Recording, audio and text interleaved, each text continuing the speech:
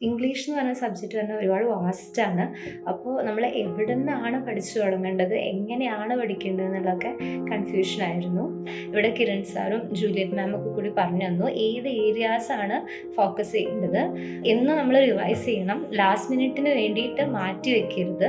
എനിക്ക് JRF കിട്ടിയതിനുള്ള main source തന്നെ apple അക്കാഡമിയാണെന്ന് പറയാം.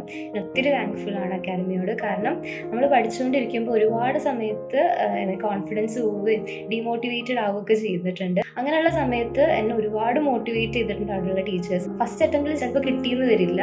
അപ്പോൾ നമ്മൾ അതിന്ന് നമ്മൾ എന്തൊക്കെ മിസ്റ്റേക്സ് ആണ് വരുത്തിയെന്ന് തിരിച്ചറിയണം.